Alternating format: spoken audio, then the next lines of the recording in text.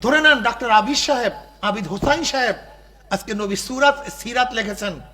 এই সিরাতের মধ্যে নবীর যুদ্ধের হাজার ঘটনা নিয়ে আসছেন, কিন্তু তার কাছে প্রশ্ন করেন আপনার মনের মধ্যে যখন লিখেছেন একজন যুদ্ধ করতে মনে চাইছে কিনা, প্রশ্ন করার মনের কাছে। আমি লিখেছি যুদ্ধের ইতিহাস, কিন্তু আমি কি একদিন যুদ্ধ করার স্পৃহা আমার মধ্যে আসছে কিনা? আমাদের সমস্যা এখানে। আমি সেখানে একদিন বয়ান করতে গেলাম এক মাদ্রাসায়, মুহাদ্দিস সাহেব আমার পাশে, তিনি মুহাদ্দিসে সানি কিতাবুল মাগাজি পড়ায়।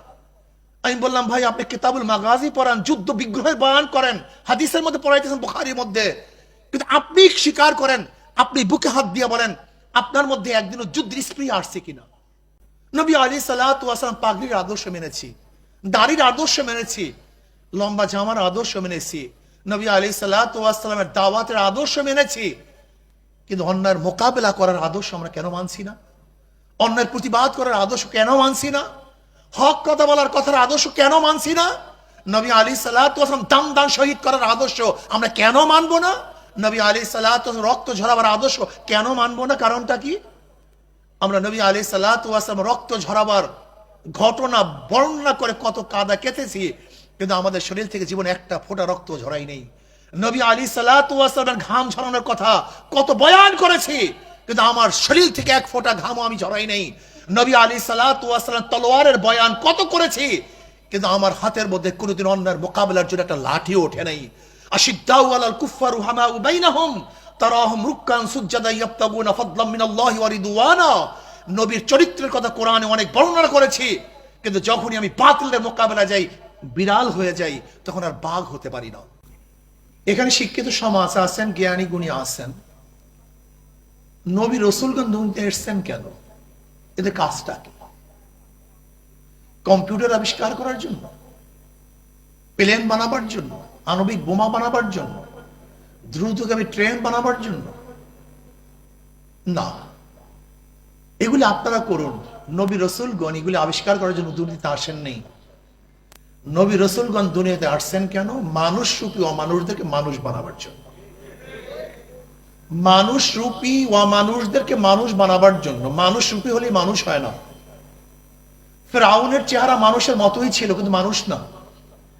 নমরুদের চেহারা ভিন্ন কোনো ডিজাইনের ছিল না, কিন্তু মানুষ ছিল না।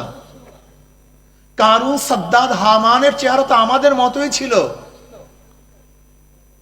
আবু জাহালের চেহারা তো আমাদের মতোই মানুষ ছিল। আবুল আহাবের চেহারা তো অনেক উজ্জ্বল ছিল। আবুল আহাব মানে অগ্নিস্ফুলিঙ্গের বাপ, অনেক সৌন্দর্য তো তার মধ্যে ছিল। আবু জাহাল তো আবুল হাকাম ছিল, বহুত বড় জ্ঞানী ছিল, মানুষ রূপী ছিল, কোনো মানুষ ছিল না। ওমর ইবনে খাত্তাব রাদিয়াল্লাহু আনহু ইসলাম গ্রহণ করার আগে মানুষ রূপী ছিলেন, কিন্তু মানুষ ছিলেন না। দাহিয়াতুল কলবি রাদিয়াল্লাহু তাআলা ঈমান আনার আগে মানুষ রূপী ছিলেন, কিন্তু তার মধ্যে মানবতা ছিল না। নবী রাসূলগণ দুনিয়াতে আসছেন এই মানুষ রূপী অমানুষদেরকে মানুষ বানাবার জন্য। ওমর ইবনে খাত্তাব রাদিয়াল্লাহু তাআলা ইসলাম গ্রহণ করার আগে নাঙ্গা তলোয়ার নিয়ে নবী আলাইহিস সালাতু ওয়াস সালামকে হত্যা করার জন্য রওনা করেছেন। অথচ ঈমান আনার পরে সেই ওমর ইবনে খাত্তাবের অবস্থাটা কি হয়েছে? ওমর ইবনে খাত্তাবের কথা এখন বাতাস শুনে। ওমর ইবনে খাত্তাবের কথা পানি মানে। মিশরে যখন নীল নদীর মধ্যে পানি আসছিল না, ওমর ইবনে খাত্তাব রাদিয়াল্লাহু তাআলা চিঠি লিখেছিলেন নীল নদের কাছে, হে নীল নদ, যদি আল্লাহর হুকুমে জারি হয়, আমার চিঠি পাইতে দেরি, তুমি জারি হইতে দেরি করবা না, চিঠি পড়তে দেরি। কিন্তু সেই নীল নদের মধ্যে জোয়ার সৃষ্টি হতে দেরি হয়নি। ওমর কি ছিল? মানুষ রূপী ছিল, কিন্তু মানুষ ছিল না। কিন্তু ঈমান আনার পরে এখন ওমরের কথা পানিতে শুনে ওমর ইবনে খাত্তাব রাদিয়াল্লাহু তাআলা বক্তৃতা করেছিলেন মদিনায়। ইয়া সারিয়াতুল জাবাল, বাতাস এই আওয়াজ পৌঁছে হাজার হাজার মাইল দূরে। এখন ওমরের কথা বাতাস শুনে মদিনার মধ্যে ভূমিকম্প সৃষ্টি হয়েছিল। ওমর লাঠি দিয়ে বলছেন থাম। মাটির মধ্যে ভূমিকম্প থেমে গিয়েছিল। ওমরের মধ্যে এমন কি পরিবর্তন এসছে যে ওমর ছিল নবী আলাইহিস সালাতু ওয়াস সালামের কাতেলের মধ্যে একজন, যে তাকে কতল করবে। অথচ সেই ওমরের অবস্থা এরকম কেন হলো যে ওমরের ব্যাপারে আল্লাহ পাক রব্বুল আলামিন তার অনুকূলে বহুত কোরআন নাজিল করেছেন, বহুত আয়াত নাজিল করেছেন। ওমরের ব্যাপারে নবী আলাইহিস সালাতু বলেছেন আমার পরে কেউ নবী হলে ওমর নবী হইতো। দুনিয়াতে বসে যিনি বারবার জান্নাতের সুসংবাদ পেয়েছিলেন। বেলালে হাবশির মতো গোলাম নিজেও গোলাম, বাবাও গোলাম, দাদাও গোলাম, কালো কুচ্ছিত, 1 টাকার মালিক ছিল না, শিক্ষা থেকে অর্জন করার তিনি সুযোগই পান নাই, যার কোনো সম্মান ইজ্জাত ছিল না। কিন্তু ইসলাম ঈমান আনার পরে, নবীর সোহবাতে আসার পরে বেলাল হাবশী হাঁটে জমিনের মধ্যে, পায়ের আওয়াজ আরশের মধ্যে। বেলাল হাবশী আজান দেয় জমিনের মধ্যে, 7 আসমান ভেদ করে আজানের শব্দ চলে যায় আরশের মধ্যে। বেলাল হাবশীর মধ্যে এই পরিবর্তন কিভাবে আসছে? এমনকি ওমর ইবনে খাত্তাব, যিনি অর্ধজাহানের বাদশাহ, ওই গোলামকে সম্বোধন করার সময় বলতেন সাইয়্যিদুনা বেলাল, আমাদের সর্দার, আমাদের লিডার, আমাদের নেতা বেলাল। বেলালের মধ্যে এমন কি পরিবর্তন এসেছে যে দাহিয়াতুল কলবি নিজের হাতে ঔরাসজাত 70 জন কন্যা সন্তানকে হত্যা করেছিল। সেই দাহিয়াতুল কলবি রাদিয়াল্লাহু ঈমান আনার পরে জিবরিল আলাইহিস সালাতু ওয়াস সালাম অধিকাংশ সময় সেই দাহিয়াতুল কলবি সূরাটি দুনিয়াতে এসেছেন। আমি কি বলতে চাই, নবী রাসূলগণ এই বিল্ডিং এর ডিজাইন করার জন্য আসেননি।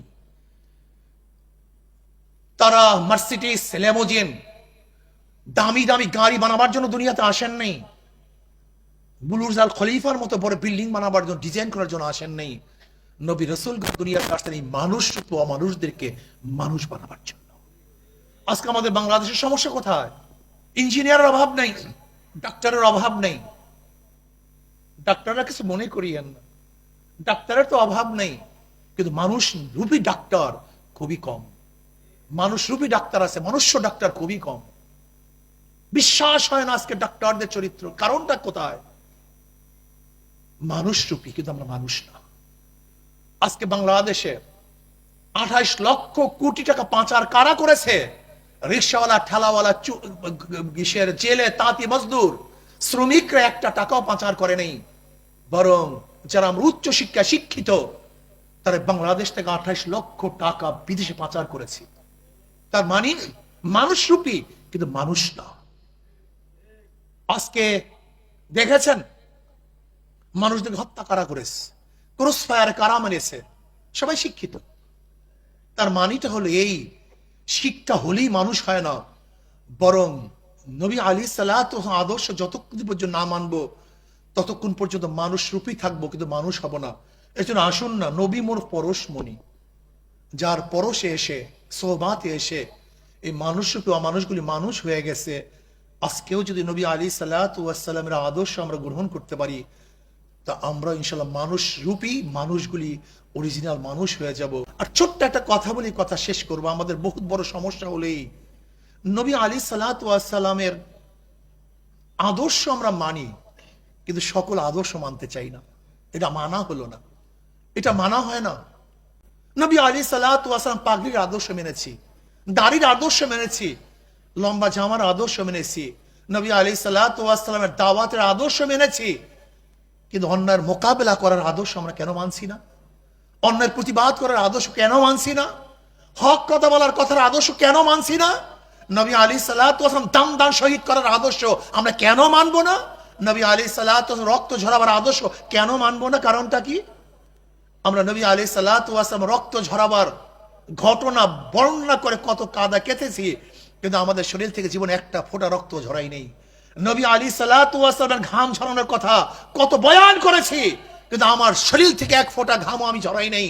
নবী আলাইহিস সালাতু ওয়াস সালাম তলোয়ারের বয়ান কত করেছি, কিন্তু আমার হাতের মধ্যে কোনোদিন অন্যায়ের মোকাবেলার জন্য একটা লাঠিও ওঠে নাই। আশিদ্দাউ আলাল কুফফার রুহামাউ বাইনাহুম তারাহুম রুকআন সুজদান ইয়াবতাগুনা ফাদলাম মিনাল্লাহি ওয়া রিদওয়ানা। নবীর চরিত্রের কথা কোরআনে অনেক বর্ণনা করেছি, কিন্তু যখনই আমি বাতিলের মোকাবেলা যাই, বিড়াল হয়ে যাই, তখন আর বাঘ হতে পারি না। আজীব এক মানুষ। আমরা স্টেজে বয়ান করি নবীর আদর্শ নিয়ে, কিন্তু আমার মধ্যে নবীর আদর্শ বলতে কিছুই থাকে না। এটা দিন না। আমি মনে করি মা আতাকুমুর রাসূল ফাখুযুহু ওয়া মা নাহাকুম আনহু ফান্তাহু। নবী আলাইহিস সালাতু 23 বছরের জিন্দেগি নিয়ে আমাদের চিন্তা করতে হবে, সে আমল করতে হবে। এইমাত্র যে বলেছেন এক বক্তা, যে কোরআনের মধ্যে যাহা কিছু আদেশ ছিল নবী পালন করেছেন, যাহা কিছু নিষেধ ছিল সব বর্জন করছেন। এইটাই নবীর আখলাক, এইটাই নবীর চরিত্র। আল্লাহ নবী আলাইহিস সালাতু ওয়াস সালামের গোটা চরিত্রের আমল করার তৌফিক দান করেন। ধরে নেন ডাক্তার আবিদ হোসাইন সাহেব আজকে নবী সিরাত লিখেছেন। এই সিরাতের মধ্যে নবীর যুদ্ধের হাজার ঘটনা নিয়ে আসছেন, কিন্তু তার কাছে প্রশ্ন করেন আপনার মনের মধ্যে যখন লিখেছেন একদিন যুদ্ধ করতে মনে চাইছে কিনা প্রশ্ন করার মনের কাছে। আমি লিখেছি যুদ্ধের ইতিহাস, কিন্তু আমি কি একদিন যুদ্ধ করার স্পৃহা আমার মধ্যে আসছে কিনা? আমাদের সমস্যা এখানে। আমি সেখানে একদিন বয়ান করতে গেলাম এক মাদ্রাসায়, মুহাদ্দিস সাহেব আমার পাশে, তিনি মুহাদ্দিস সানি কিতাবুল মাগাজি পড়ায়। আমি বললাম, ভাই আপনি কিতাবুল মাগাজি পড়ান, যুদ্ধ বিগ্রহের বয়ান করেন, হাদিসের মধ্যে পড়াইতেছেন, বুখারীর মধ্যে, কিন্তু আপনি স্বীকার করেন, আপনি বুকে হাত দিয়ে বলেন আপনার মধ্যে একদিনও যুদ্ধের স্পৃহা আসছে কিনা? আমাদের সমস্যা এখানে। আমরা লিখি, বয়ান করি, বয়ান করতে তো ভালো লাগে, কিন্তু এই আদর্শ আমার মধ্যে আসি কিনা একদিন আমি চিন্তা করি না। আমাদের সমস্যাই আজকে অন্যের মোকাবিলা করতে গিয়ে নবী আলাইহিস সালাতু ওয়াস সালামের সেই শিয়াবে আবু তালেবের মধ্যে 3 বছর অবরুদ্ধর আলোচনা তো জীবনভর করি, কিন্তু আমিও কি অন্যের মোকাবিলা করতে গিয়ে একদিন অবরুদ্ধ হয়েছে কিনা এই চিন্তা একদিনও করি না। কাজে আসুন না, যা লেখছি তা বাস্তবায়ন করি। আল্লাহ আমাকেও যা পড়ছি তা বাস্তবায়ন করার তৌফিক দান করেন। আমা আলাইনা ইল্লাল বালাগ। আসসালামু আলাইকুম।